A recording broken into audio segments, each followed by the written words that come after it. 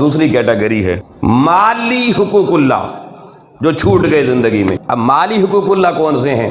زکوٰۃ دینا، عشر دینا، فطرانہ ادا کرنا، یہ سارے واجبات اور فرائض میں سے ہیں، اور ان کا تعلق جسم سے نہیں ہے، مال سے ہے۔ اب اگر زندگی میں میں زکوٰۃ نہیں دی، عشر نہیں دیا، فطرانہ نہیں دیا، یہ چیزیں رہ گئیں، ان کو دینے کا طریقہ دوستان محترم، ان کی توبہ کا طریقہ بتا رہا ہوں۔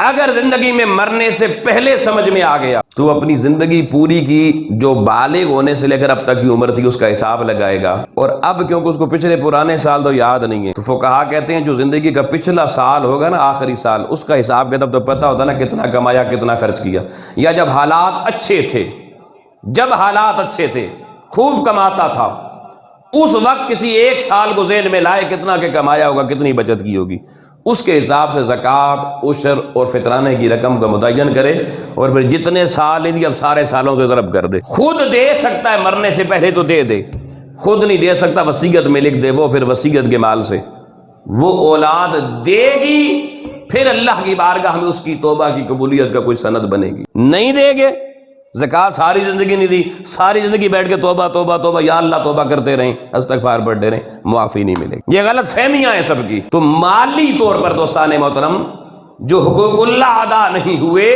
وہ حقوق اللہ ادا کر کے ہی اللہ کی حضور معافی ملے گی، ورنہ نہیں مل سکتی۔ ہاں وہ معاف کرنا چاہے کر سکتا ہے، لیکن طریقہ یہ نہیں ہے، اور ہمارا حکم اس پہ نہیں چلتا، اس کا ہم پر چلتا ہے۔ دو ہو گئی جی حقوق اللہ کے باب میں دوستان محترم۔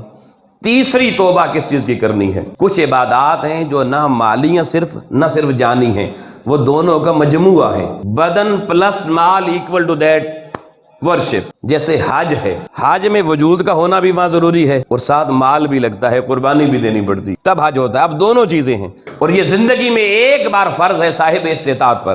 اگر آپ صاحب استطاعت ہیں تو حج کریں، نہیں کر سکے اب توبہ کرنی پڑے گی۔ توبہ کا طریقہ کیا ہے؟ اس کے لیے شریعت نے حج بدل رکھا ہے۔ آپ وصیت لکھیں، میری اولاد یا میرے وارث میری طرف سے حج کریں گے، حج بدل میرے ترکے سے کریں گے، میری وراثت سے کریں گے، وصیت لکھ جائیں۔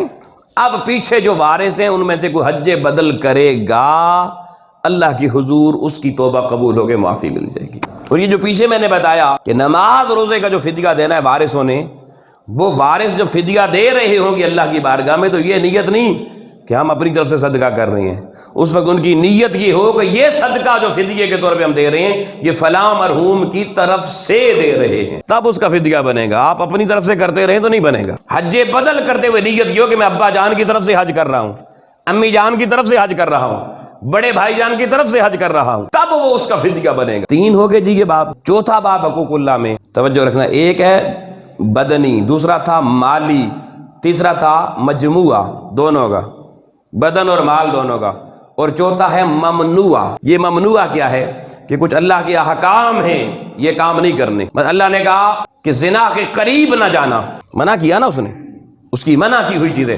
کسی کو گالی نہ دینا منع کیا اس نے۔ تو جس چیز سے پروردگار نے لوگوں منع کر دیا، اللہ کی منع کی ہوئی چیز پہ قریب بندہ چلا گیا، اس نے اللہ کی منع کو توڑا نا، اللہ کے حکم کو توڑا۔ یہ جو اللہ کے حکم کو توڑنا ہوتا ہے دوستان محترم، اس کو ممنوع کہتے ہیں، کہ یہ علاقہ ممنوع ہے، اس میں داخل نہیں ہونا۔ اب داخل ہو گئے، اب اس کی گرفت میں تو سارے ہیں نا، وہ تو ہر ایک کو پکڑ لیتا ہے، اس سے تو کوئی نہیں چھوٹ سکتا۔ اس نے پکڑ لیا، اب دنیا پکڑ لے تو جرمانہ شرمانہ دینا پڑتا ہے، تو اس کی حضوری میں کیا کرنا پڑتا ہے؟ اگر زندگی میں لوگوں اللہ کی ممنوعات والی چیزیں اختیار کر لی، اس کے حکم توڑ ڈالے، تو اس کے حکم کو توڑنے کی توبہ یہ ہے کہ ہر روز 100 دفعہ استغفار پڑھ کر اللہ کی حضوری میں سر سجدے میں رکھ کر کہنا، مولا جتنے توڑے ہیں سب کے لیے تیری بارگاہ میں رجوع کر کے تجھ سے معافی مانگتا ہوں، اب جو دن رہ گئے اب نہیں توڑوں گا۔ اب زندگی بھر اگر وہ ہر روز یہ معمول رکھے گا، پھر قریب ہے کہ اللہ اس کی موت پر اس کو معاف کر دے۔ یہ 4 طرح کے دوستان محترم حقوق اللہ سے معافی کے طریقے بتا دیے۔